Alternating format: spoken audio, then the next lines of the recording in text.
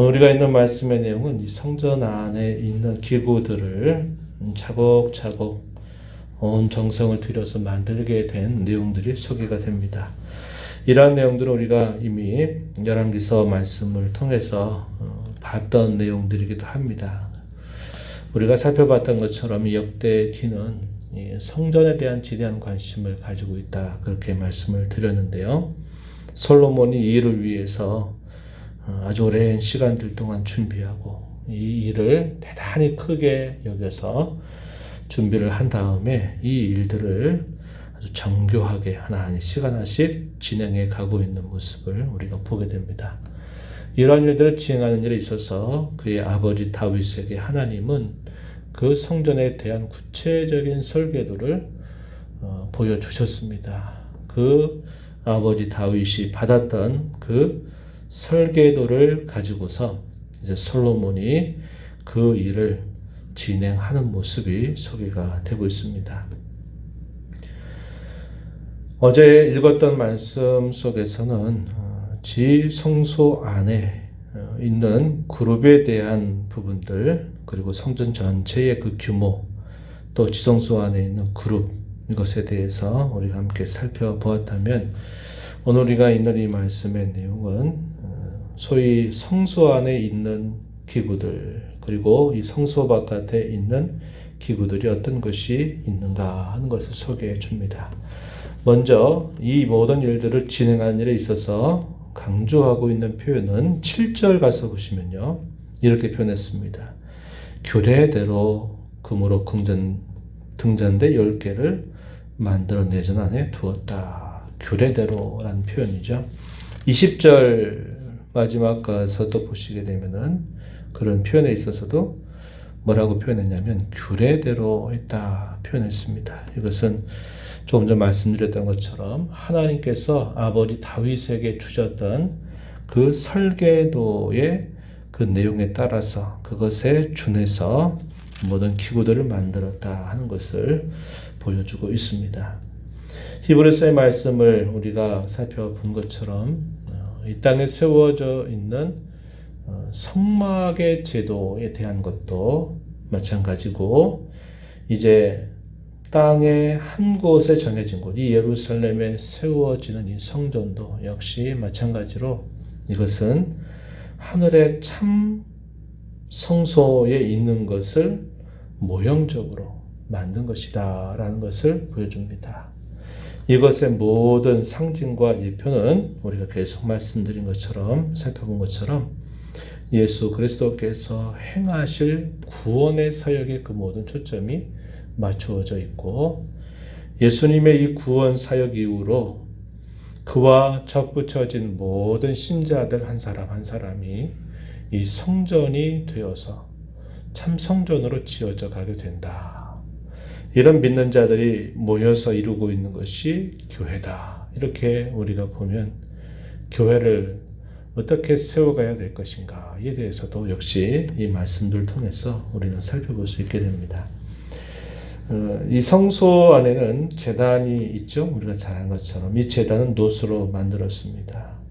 그 크기에 대해서는 20규빗 모양이고 가로 세로, 그리고 높이가 10규빗 모양으로 만들게 됩니다. 이것이 하는 기능은 범죄하여서 가져온 희생의 제물을 여기에서 태워서 드리는 겁니다.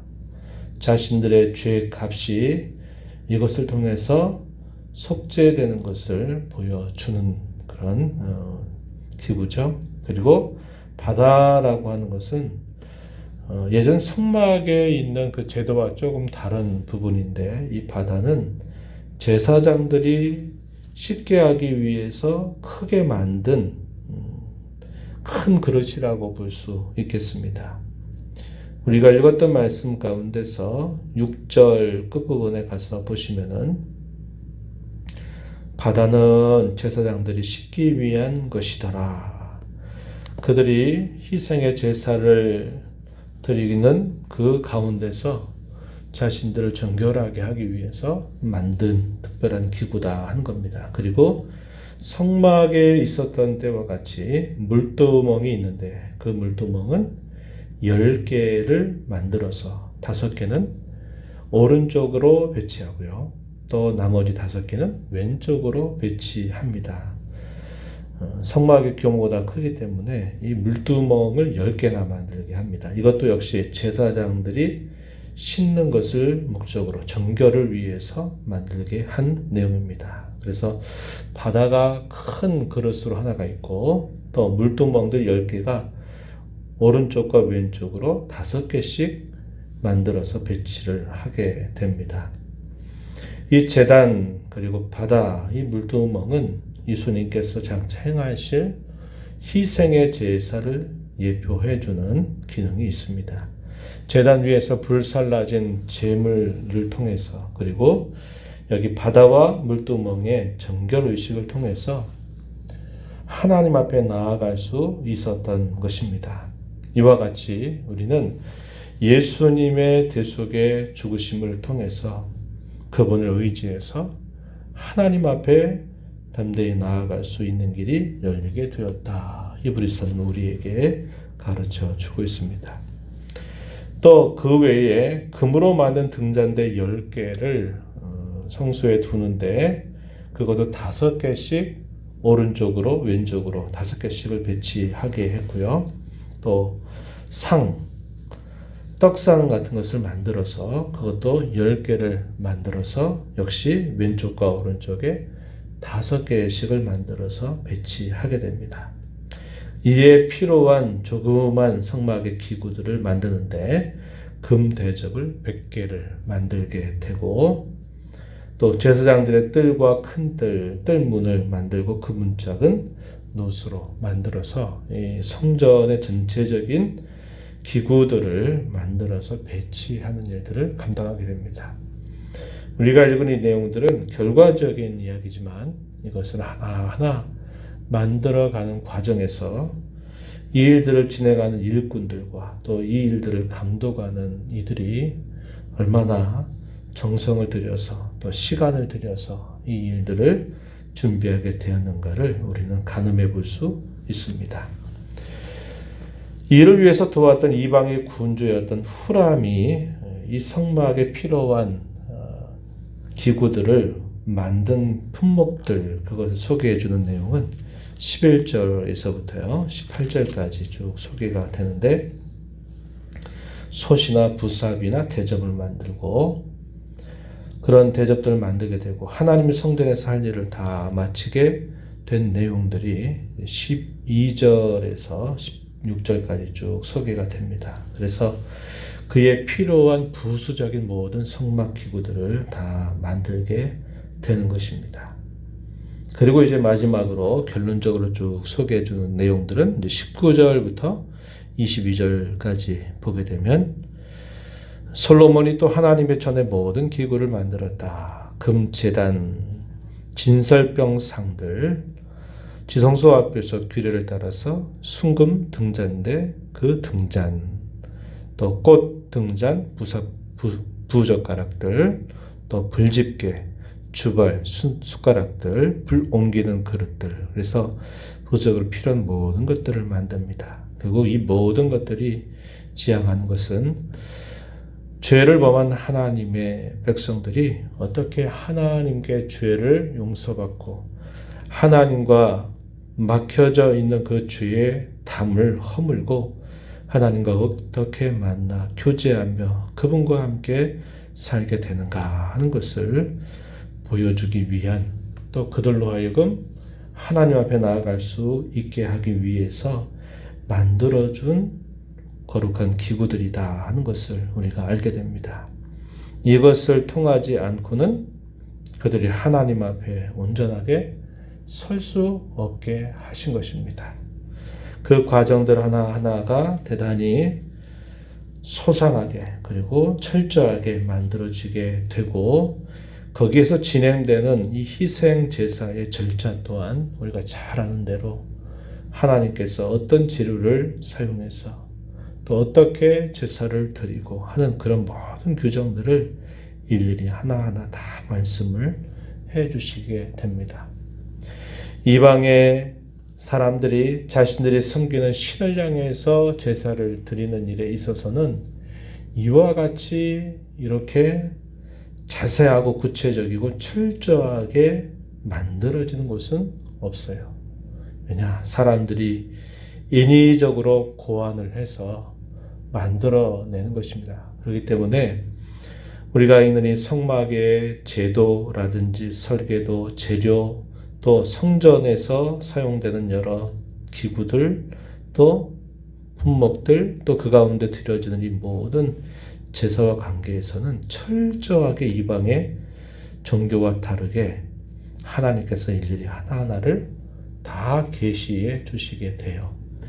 이것들이 결국 우리에게 보여주는 것은 하나님께서 마련하신 길을 따라서 그가 우리에게 가르쳐 주시는 방법을 따라서 하나님 앞에 나아올 때, 하나님 앞에 제사를 드리게 될 때 하나님께서 그것을 연락하셔서 그 백성들에게 은총을 베푸신다 하는 것을 우리에게 잘 보여줍니다. 예수님께서는 그런 말씀을 하셨어요. 내가 곧 길이요 진리요 생명이니 나로 말미암지 않고는 아버지께로 올 자가 없다. 그런 말씀을 하신 바 있습니다. 우리의 신앙의 가장 중요한 원리는 이러한 말씀의 안내를 따라서 가는 것이고, 이러한 모든 성막과 성전의 제사가 지향하고 바라보게 했던 그리스도를 통해서 우리가 하나님 앞에 설 수 있다 하는 것을 우리에게 보여주고 있습니다. 그래서 우리는 이 일을 통하여 이런 두 가지 면을 생각할 수 있어요. 하나는 오직 예수님을 통해서만 우리가 하나님 앞에 나아가서 용납하심을 받고, 또 한편으로는 그분께 때를 따라 돕는 은혜를 구하는 특권을 받은 사람들이 되었다 하는 것을 우리가 알게 되고요.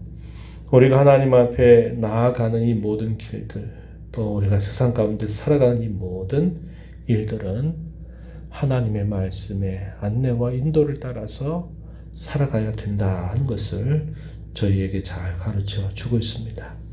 오늘도 저와 여러분에게 베풀어 주신 이틀 속의 은혜에 감사하면서 오늘도 하나님 앞에 나와서 또 은혜를 구하는 모든 간구에 우리가 예수 그리스도의 공로를 의지하여 간절하게 구하고, 또 우리가 살아가는 오늘 이 하루의 삶을 통해서 하나님의 말씀의 안내를 따라 순종하며 살아가는 복된 삶이 되기를 진심으로 바랍니다. 하나님 아버지, 이 새벽에도 저희들을 깨워주셔서 또 새로운 하루를 허락하신 하나님 앞에 나와 찬양과 경배를 드리게 하시고, 오늘도 저희에게 주신 이 말씀을 통해서 저희 가운데 이루어 주신 일이 무엇인지, 저희들에게 기대하신 일이 무엇인지 또다시 듣게 하심을 감사드리옵나이다.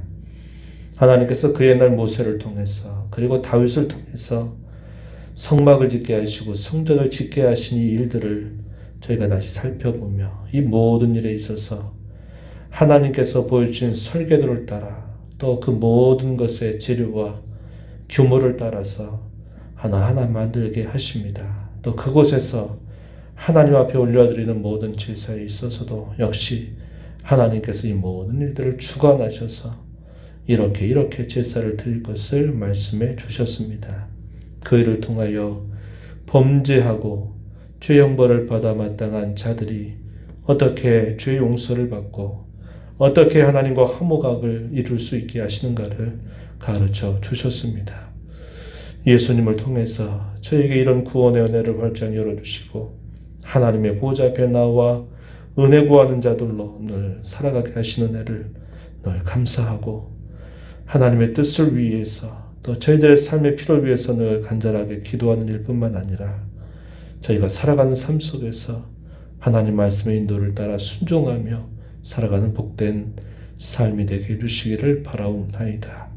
오늘도 하나님의 은혜를 구하는 모든 정도의 간구를 들어 응답해 주시기를 바라옵고 예수님 이름으로 기도하옵나이다. 아멘.